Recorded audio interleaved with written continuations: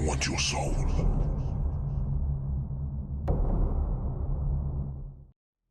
My friend Tom's mother answered the telephone a little after 9 p.m. Tom and I were on the couch, waiting for the commercial breaks to end so that we could keep watching the latest episode of The Twilight Zone. I thought it was strange that I couldn't hear her say anything, even though she was well within earshot, just a little behind me in the kitchen. I turned to look at her, and she was just standing there, staring straight ahead, holding the receiver up to her ear, not saying anything. Something about her seemed off, or maybe I was just spooked from the show. I gave Tom a light punch on the shoulder. "Check it out. Is your mom all right?" Tom returned the jab and looked at his mom. He shrugged. "Shush now," he said. "It's starting up again." I gave one last look at Mrs. Jackson, who was still standing there as though in some sort of shock. Then I turned back to the screen. It was the episode where a Navy ship discovers a seemingly haunted submarine at the bottom of the ocean. A few minutes later, Mr. Jackson walked into the room to announce that we had 15 minutes until bedtime.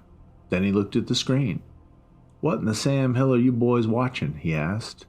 "I'll let the children stay up and watch the program," said Miss Jackson from behind us. She was off the phone now. I looked at her and saw her nose was bleeding. "Irene," said Mr. Jackson, "your nose is bleeding." Mrs. Jackson gave a nervous laugh and felt under her nose. "Oh dear," she said, "it's nothing. It's just rather dry in the house today, that's all. What do you say, William? Will you let the boys stay up and watch their show?" He sighed and gave another disapproving look at the TV. "All right, fine, but I don't want anybody coming crying to me when the nightmares start." Just then there was a loud knock at the front door. It startled me. He looked at his watch and sighed once again. "Who's come around knocking at this time of night?" he asked, nobody in particular. Then he went to answer the door. I watched him open it a crack and then just stood there. I couldn't hear anything or see anybody out there past his body. I gave Tom another punch and he groaned. "Come on," he said, "we're going to miss the end." "Who do you think that is, there at the door?" I asked in a whisper. "Don't know and don't care. Can everybody please just shut up now?" Tom turned back to the screen, but I didn't. I was watching Mr. Jackson. He stood there for a long time, not moving.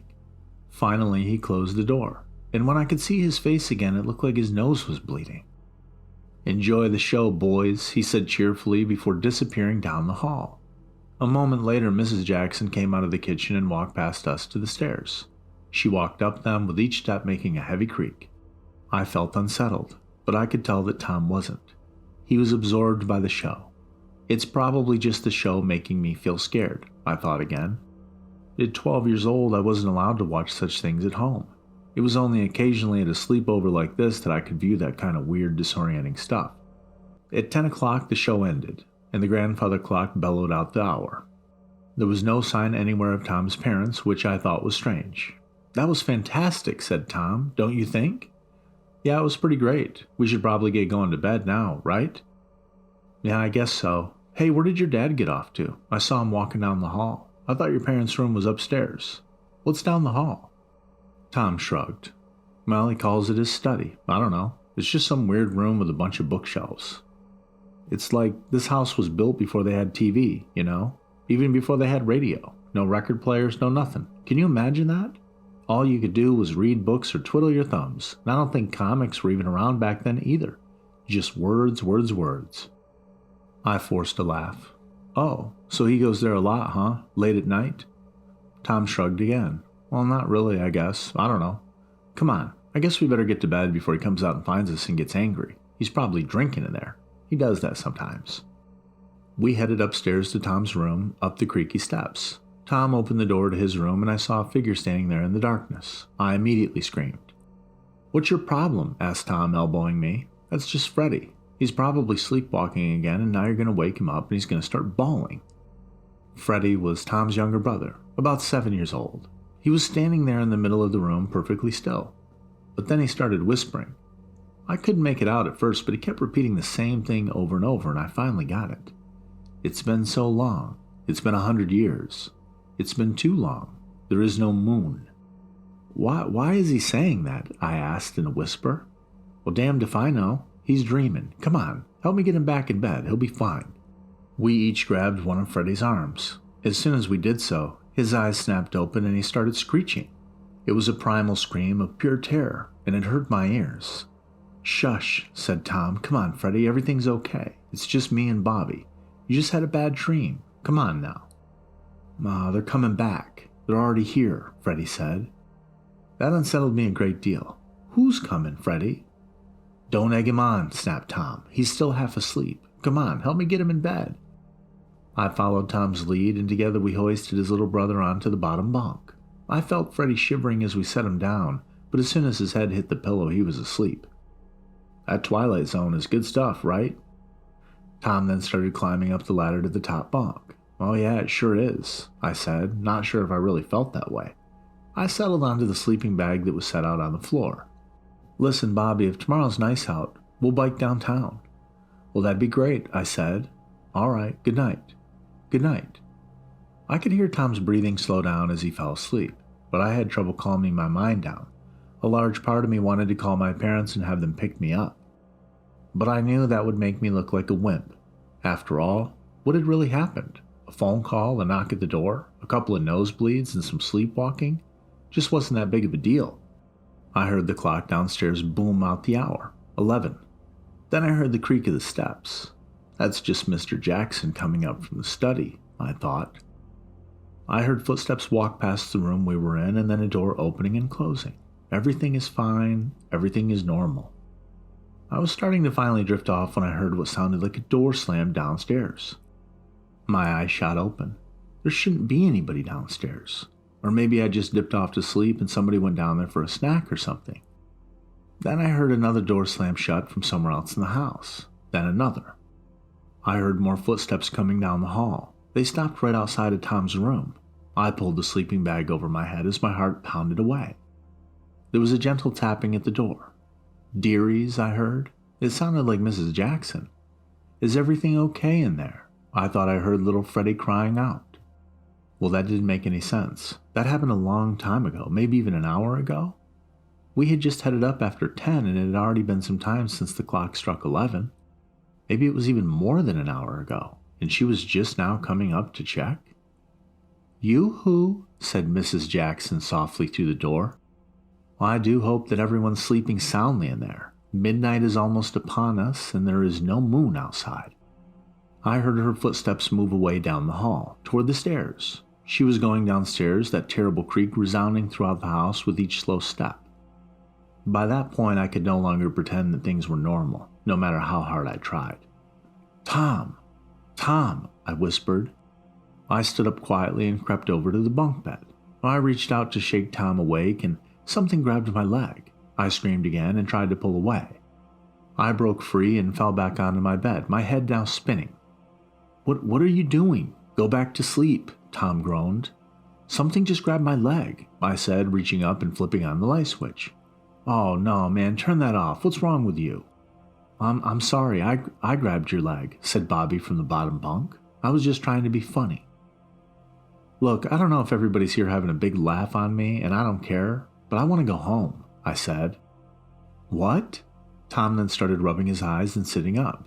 "Because my idiot brother just played a prank on you, now you want to leave?" No, I was ready to go before that. Something's not right in the house. I keep hearing doors open that aren't supposed to be opening, and your parents are acting weird. Everyone's nose is bleeding, and they're talking about how there's no moon outside. I want to go home right now." Tom laughed. "Didn't realize you were such a wimp, man. That Twilight Zone we watched earlier really got to you." "Well, if you want to go, I guess you can go."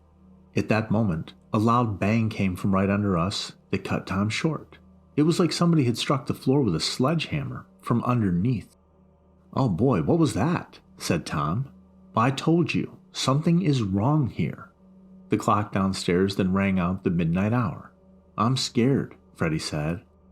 We heard the footsteps first coming down the hall towards the room. They sounded squishy. Shortly after that, the scraping noise started up like somebody was dragging something along the hall wall as they walked. We sat there frozen and wide-eyed with terror, the brothers on their beds and me on the floor. The footsteps then stopped right outside the door. The doorknob turned slowly and the door then swung open. Standing there was the most ghastly thing I could have ever imagined. It was a man with gray skin, dripping wet and holding a small anchor that was chained to the collar around his neck. He was skeletally thin and naked, with a few strands of coarse black hair sticking out from his otherwise bald head. We all started screaming. I jumped to my feet and backed up against the bunk bed. "It's been so long," said the man in a low rattle which I could somehow hear over our screams, and then he stepped into the room. "Everybody, the window!" shouted Tom. There was a window in the wall adjacent to the bunk beds about halfway between us and the horrible man in the doorway. Tom was right. It was our only way out. We scrambled to the window and I threw it open as Tom dragged Freddy by the arm. "You go first, Freddy. Just jump and run. It's going to be cold, but you can do it. I know you can." But Freddy never made it. The man lunged at him and yanked him from Tom's grasp. Then the man drove a hooked end of the anchor into Freddy's skull with a thunk. He pulled it out, along with chunks of Freddy's brains, and drove it home again. Tom was crying and screaming now, watching his brother die. I took him by the shoulders and shoved him to the window. "Your brother's gone," I said. "You need to jump now." But Tom was frozen in shock. I was about to push him out the window when I saw a gray hand gripping the ledge from the outside. I chanced to look out there and saw another horrible skeletal man holding onto the window with one hand and holding an anchor in the other.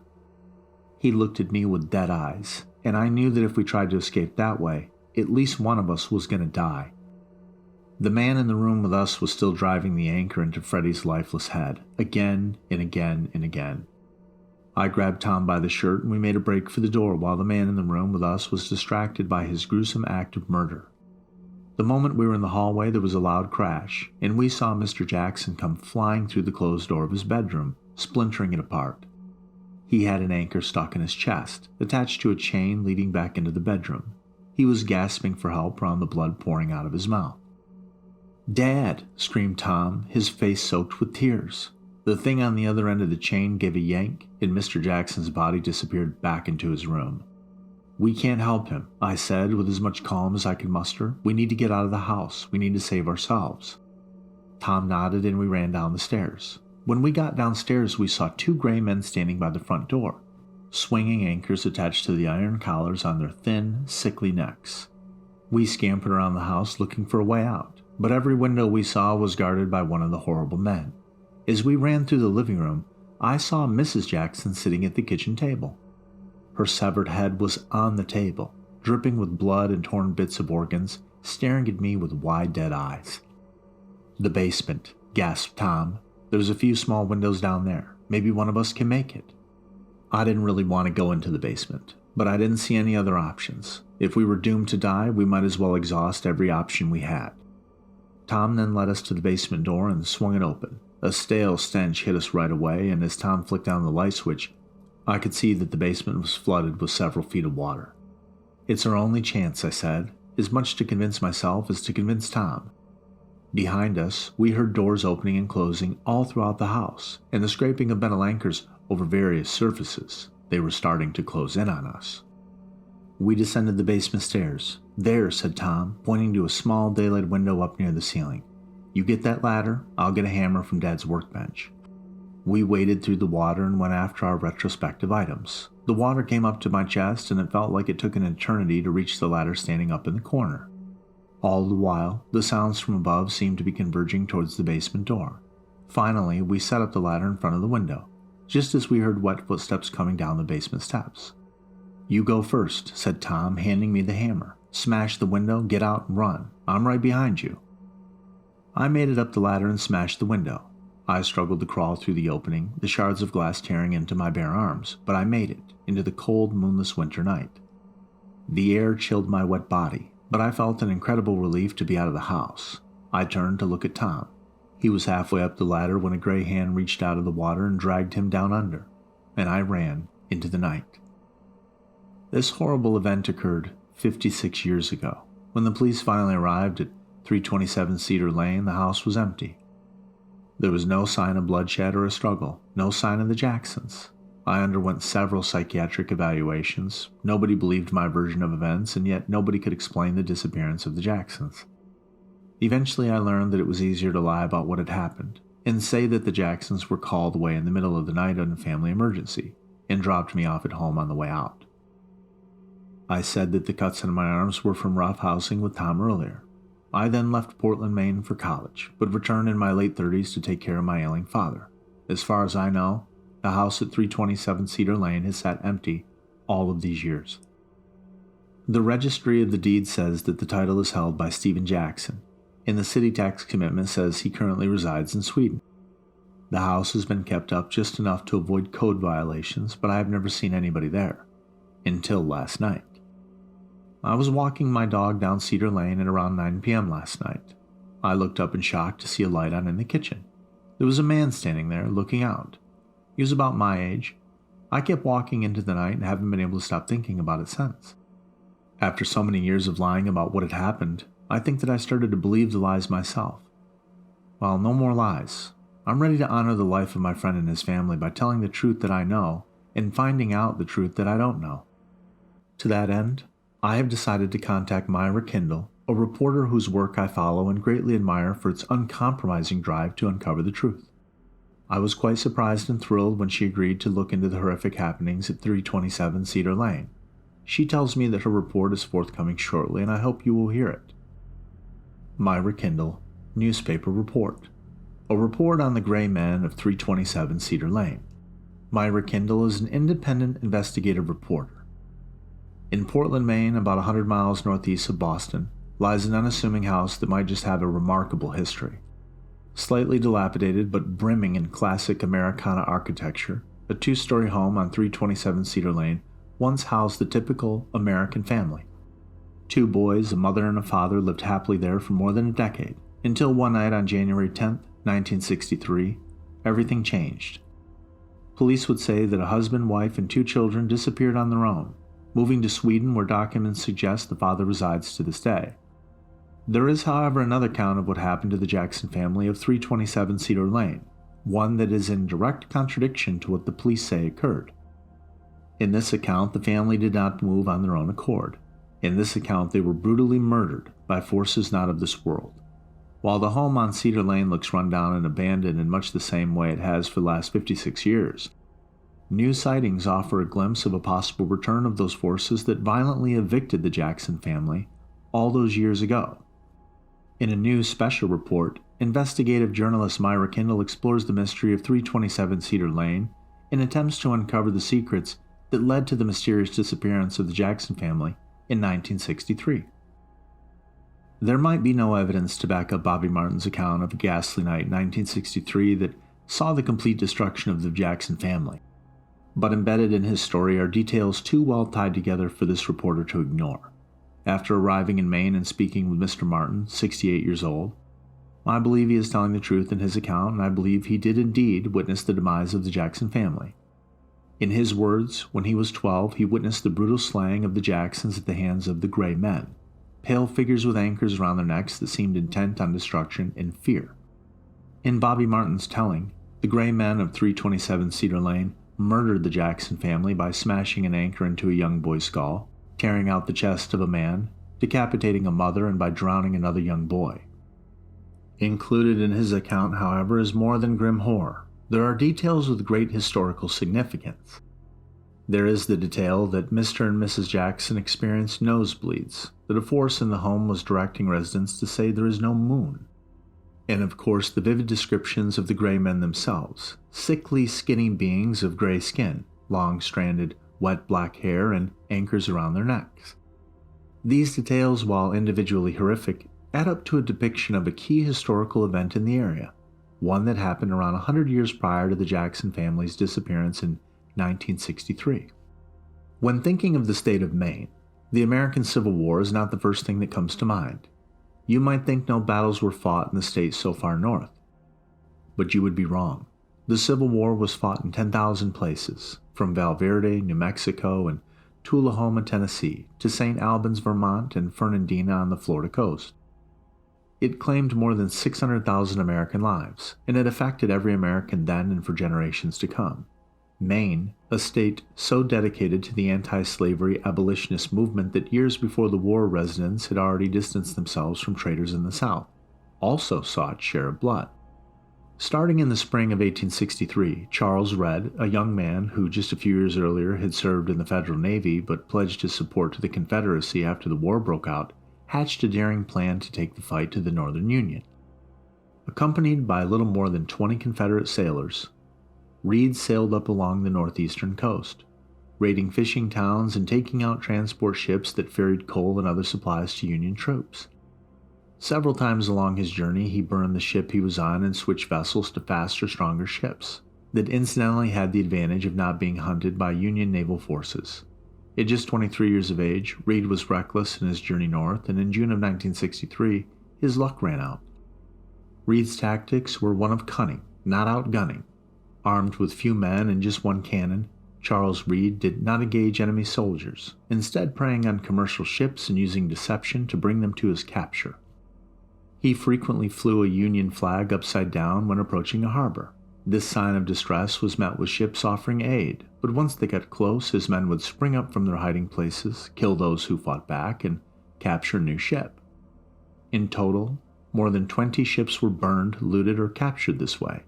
Deaths were common, and often the victims were civilians simply trying to protect their property. The plan, while violent and vindictive, had worked pretty well. That is, until Portland, Maine. Attacking Portland Harbor, Reed had already built up a reputation and increasingly more Union Navy ships were looking for him. With forces hot on his tail, as a last-ditch effort to evade capture, Reed once again moved his men and equipment to a new ship they stole from Portland, and burned the ship they were on, the CSS Tacony. Transferring to the commercial fishing ship the Archer, Reed and his men fled Portland Harbor, and were unexpectedly given chase not just by the Union Navy, but also by the residents of Portland themselves. Bear in mind Maine's reputation for their abolitionist stance, and perhaps you can understand why several dozen fishermen took muskets, got in their own boats, and gave chase to Charles Reed. Out in the Atlantic, Reed's ship was destroyed. A stray bullet hit a stash of gunpowder that was loaded onto the Archer, and the ship burst into flames. While some of Reed's men were immediately killed in the explosion, Reed and most of his crew were able to escape on lifeboats. Charles Reed and his surviving men were then captured and brought back to Portland Harbor. The residents of Portland, Maine would have to house Charles Reed and his men for a month until July of 1863. Then they could be moved to a larger prison in Boston, Massachusetts. During this time, there was the very real fear of retribution on Reed's men, and whether deserving of extrajudicial punishment or not, the mayor of Portland tried his hardest to abide by the rule of law. Unable to hold the prisoners at the local jail out of fear of reprisals, Reed and his men were kept out of sight in the basement of a newly constructed home, 327 Cedar Lane. It was there that in the dark, kept out of the sight of residents, the Confederate prisoners had makeshift anchors placed around their necks and then tied to a long metal bar laid into the foundation of the home. By hiding the prisoners in the basement of 327 Cedar Lane, the mayor of Portland may have been able to avoid any retribution killings, but what he didn't realize was the inherent danger in anchoring prisoners to a basement floor in the middle of summer. Before moving the prisoners to Boston in the middle of the night, reportedly out of fear the townsfolk would seek vengeance if they witnessed the transfer, a summer rainstorm hit Portland. This twice-a-century downpour covered the area, killing crops, making road travel impossible, and flooding basements. As the rainstorm hit, the basement of 327 Cedar Lane flooded too. And as the water level rose, with Reed and his men still chained to the bar laid in the foundation of the house, soon they were struggling for air. There they wavered in the basement, bobbing up and down for hours, desperately trying to breathe, struggling in the water and dying slowly. The acute asphyxiation of the prisoners caused nosebleeds. Intermittent breaths and a lack of air to the brain caused minor hemorrhaging, and blood would have ran down their faces, with the effect getting worse over time, a marker of their death to come. After being chained to the basement for more than 3 hours, struggling for breath and fighting with the anchors around their necks tied to the foundation, their captors were finally made aware of the flooding that left the men between a state of life and death. Aware of their agony, a rescue team worked quickly, but things weren't in their favor. In the monsoon-like conditions, with Reed and his men struggling for air, adding to their struggles was the lack of light. The flames that illuminated the basement had been extinguished with rain, and the moonlight that would normally illuminate the town had been blocked by the cloud carrying the downpour. With no moonlight, no lanterns to aid them, The flooded basement was impossible to navigate for Reed's captors. Through sheer luck alone, Reed and several men were saved, but alas, some 8 men died that night in the dark. They died drowning, listening to the sounds of the enemy they had spent pillaging trying to save them.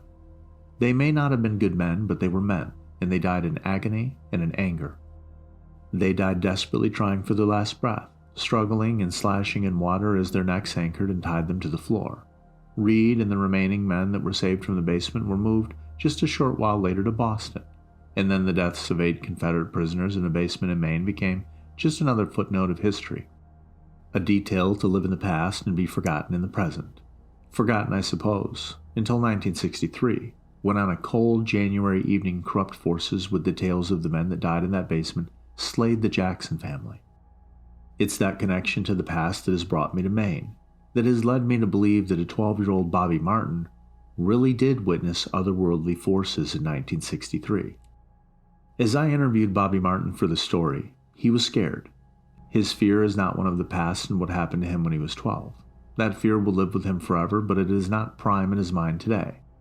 Today, Mr. Martin worries about 327 Cedar Lane and the lights that have returned. A storm that occurs twice a century, one that took the lives of 8 Confederates 100 years ago, could be back. It could be brewing, and waiting to slay more lives of any who entered the old Jackson house. Bobby, even in fear, is strong. At 68 years of age, he says he will enter the house again. He says he will explore the basement where more than half a century ago he saw his childhood friend taken. He says he will do this because he is looking for something. He is looking for what remains of the bodies of the Confederates. When I was with him, he ventured into the house as I waited outside. It was around noon on a warm spring day in 2019, but chills ran down my spine. As I seen him enter the house, I was worried that he might not return. I don't know if I believe in ghosts, but I do believe in the details, and all the details of Mr. Martin's childhood account was too closely to match Portland's Civil War history for me to think that he is completely safe. I waited for nearly an hour as I grew more concerned. There had been no noise from the house and not a peep. Through hesitation and fear, I found the courage to enter the house and go down to the basement to see for myself. It was there that I seen Bobby, and with him bones, the remains of bodies. All the bones are dirty, but some were more noticeably than others. I helped him pack up the bones he found, and we went up the stairs together. When I left the house, I did feel an airy presence, something like a light hug through a thick jacket. I'm not sure, but it did feel heavy for a moment. Like it dragged down the bones I helped Mr. Martin carry from the house. Outside, I could tell that Mr. Martin had an old friend in the area, a professor of forensic anthropology at the University of Southern Maine. I suggested that he take the bones there to inspect them, and he agreed to join us. I suggested we take the bones there to inspect them, and he agreed to join. I then took a car ride to the university Bobby considered, and the bones that we had with us, he said, looked small and like that of a child. In a basement lab near the center of campus, Mr. Martin and I spoke to an old friend, professor of forensic anthropology Clarence Williams. He inspected the remains we had and asked where we found them. Before I can explain further, he said, "Extraordinary. These are so old but in great condition, like they were preserved in a layer of silt below a riverbed. These bones must be 150 years old at least." I asked about the children. Yes, it looks like there were 2 children, one around age 11 and 14, and the other a little bit younger, maybe just 7 or 9, 2 boys to be exact. There's also a set of female and male bones too that are about 100 years younger than the rest of what you have in this older set of 8. I would say you have 12 bodies in total. 8 of them are about 150 years old. The other 4 are closer to 50 years old. Mr. Martin then asked him, "And the young ones, the children, do you know how they died?" Williams is silent for a moment before taking a deep breath and started. Tragically, it would appear, the youngest here appears to have died by his cranium repeatedly bashed in with a sharp-tipped object, maybe a hammer or... "An anchor?" interrupted Bobby. "Yeah, Mr. Martin, I suppose an anchor would be possible. The other bones that are around 50 years old are also severely damaged." Williams then pointed to the woman's bones. "You can see here, for example, that the woman's upper vertebrae were fractured when someone struck her neck. The force appears strong enough that it may have even decapitated her. For the man here, it looks like a bludgeoning to the rear of his back, but you can see an exit wound out the front of his ribcage, a brutal way to die that would require a tremendous amount of force." "Well, what about the older boy, the 12-year-old?" asked Mr. Martin. William paused again before speaking. "Well, like I said, I don't know if he's 12. The range is between 11 and 14, but his cause of death is harder to deduce by just looking at the bones. It could be something internal or organ-related. Well, how about a drowning? Well, I suppose that's possible. In fact, with this young boy and the other 8 remains, it could be drowning or an internal injury that killed all of them. I could tell that Mr. Martin didn't wait to hear the last words of Williams before he headed for the door. He's heard enough, and I quickly thanked Professor Williams before catching up to him. In the stairwell to the basement forensic lab, I seen Bobby crying. The image of a 68-year-old man, one who no doubt has had his fair share of misery and heartbreak, to see him crying is a sight that crushes my soul. I extend a hand onto his back and he turns to me still tearing. I'm alive because of him, the boy, the 12-year-old. My friend. He told me to go first, to escape without him. He let me live his life, let me grow up and have a family of my own. He sacrificed everything. A deep breath and Mr. Martin's back straightens. He's distraught, but he begins climbing the stairs. I asked him to wait for a moment. I never get this close to my sources, and I returned to Professor Williams to collect the remains of the 12 bodies of 327 Cedar Lane. As Mr. Martin and I drove back from the university into downtown Portland, we stopped in front of the Jacksons' old home. There in front of the house where 12 people had died, I seen it.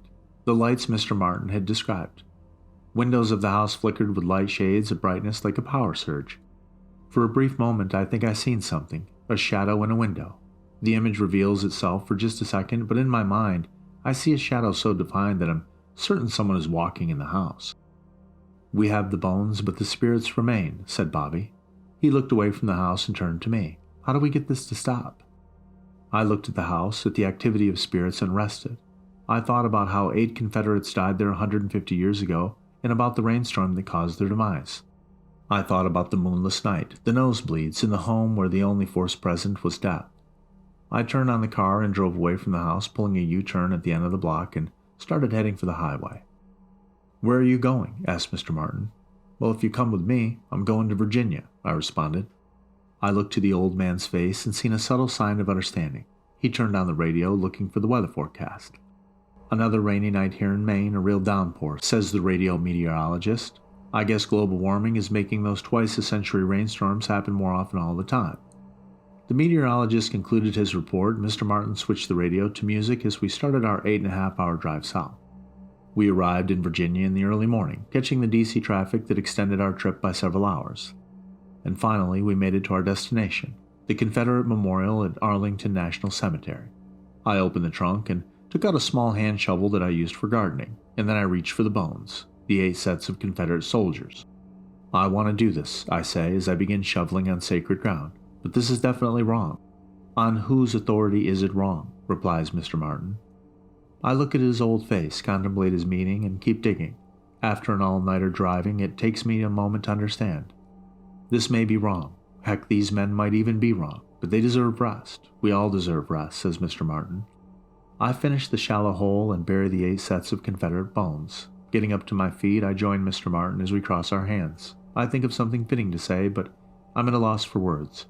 In life, you may have chosen evil. In death, you may have been forced into evil, but now you can rest. You can lay with your brethren and find peace, no matter your transgressions. I returned to him as he finished speaking, but his attention is focused solely on the dead soldiers' remains. We returned to the car and I began driving north back to Maine with the bones of the Jackson family still in the trunk. We took our time on the way back, stopping at a hotel where I got some much-needed rest from driving. The next day we arrived in Portland and I dropped Mr. Martin off by his house and left him with the remains of the Jacksons. I asked him what he will do with their bodies, and he says that since he always heard the family had moved to Sweden, maybe he'll take them there. In his voice is a light tremble that says he's just not sure though. As I prepared to leave Maine and go back to New York, I traveled one last time to the house at 327 Cedar Lane. As I waited outside, listening to the radio and waiting for nightfall, the same meteorologist from the other night comes over the air. Another stormy night tonight. Lots of rain and no moonlight is set to hit lower Maine again. As the sun set and I gazed upon the house, I see no lights, no activity. Then the rain starts. The house is at rest and I begin my drive home. Myra Kindle is an independent investigative reporter. She covers tech, law, politics, and other stories that would be impossible to write about in more traditional outlets.